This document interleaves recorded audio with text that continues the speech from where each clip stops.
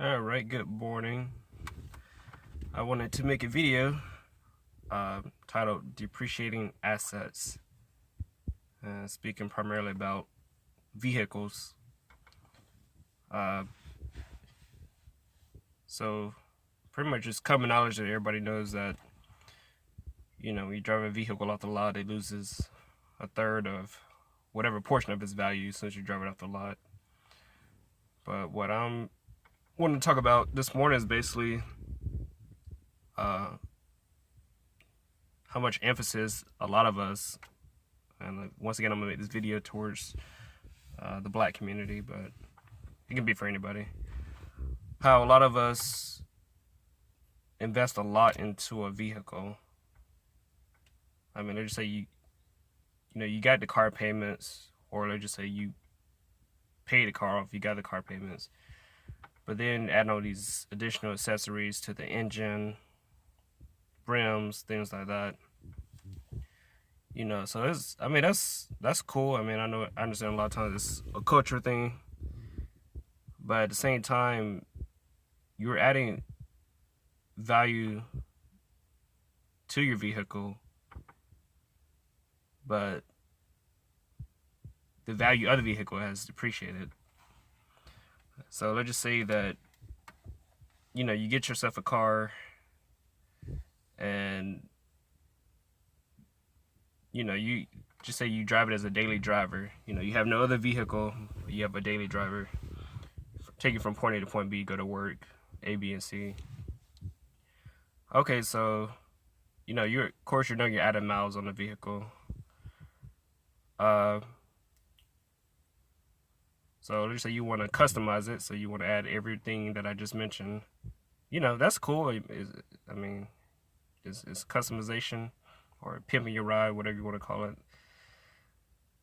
But let's just say you go to, so you're thinking, your car, you put all this money into your car, and you say, well, my car's worth A, B, and C because I put A, B, and C into it.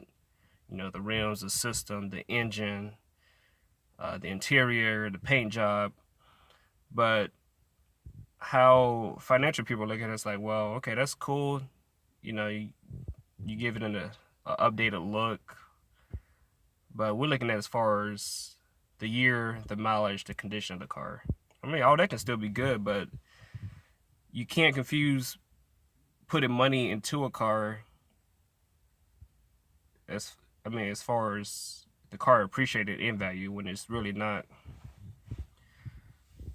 So I think everybody's been there. I've never really been big into the whole rim thing, but I understand. So it's a great thing for many people that are into that kind of lifestyle or culture thing. But you can do whatever you want to do, but I just think that you have to consider,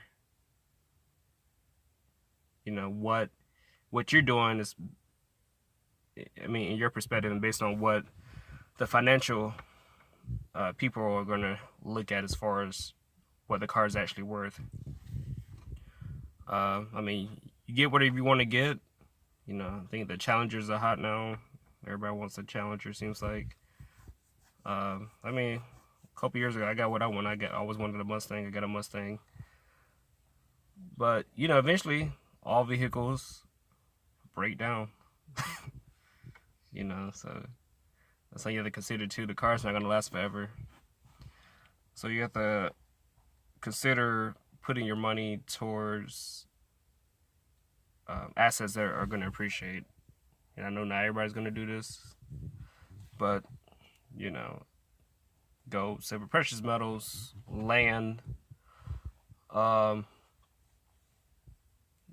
estate. This is a whole different course, but those kind of things appreciate over time. With they're going to always hold their value. Having a nice car and all that's cool. But even right now, I'm in my car right now, a depreciating asset. Take a little interior around. And look at this right here, a crack in my windshield.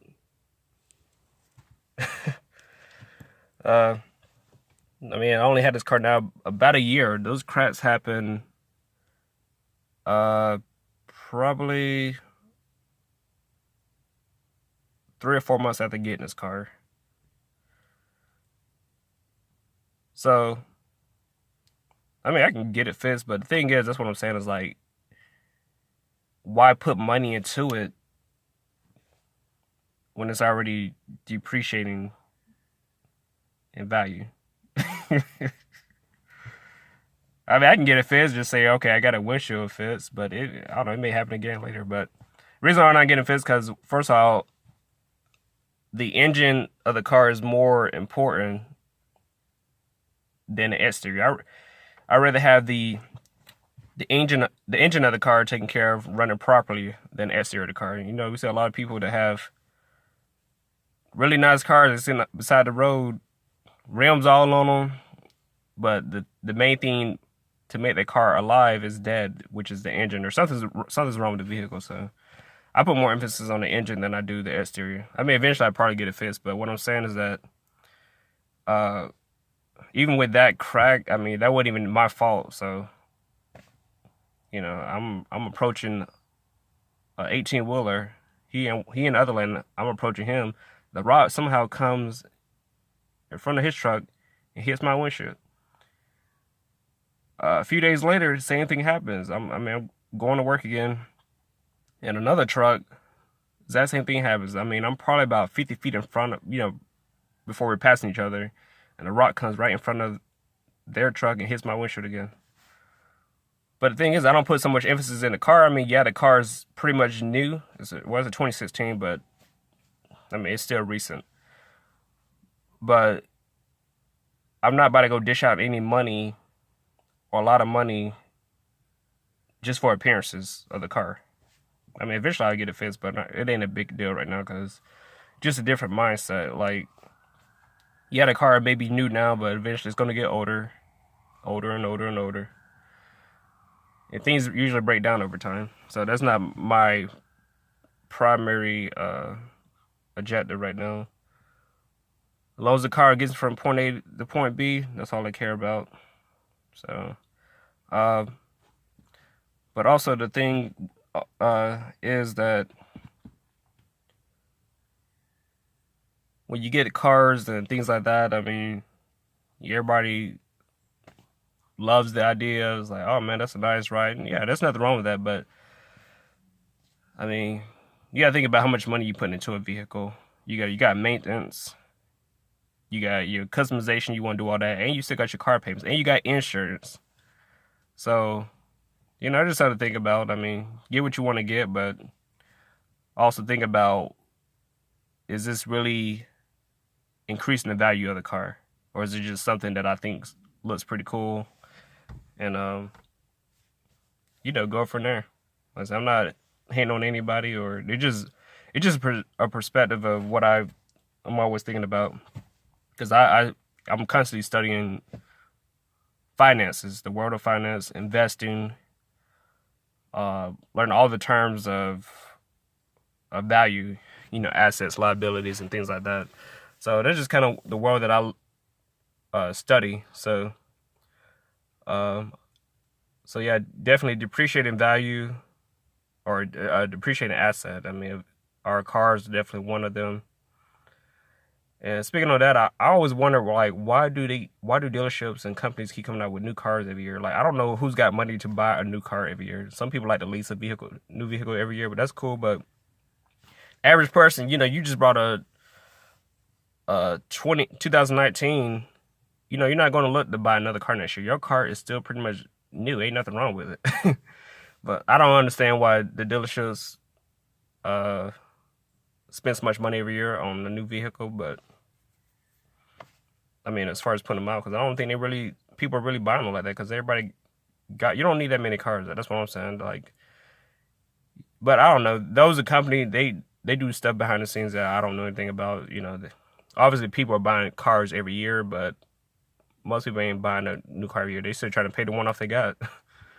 So yeah, that's my take on that. Depreciating assets.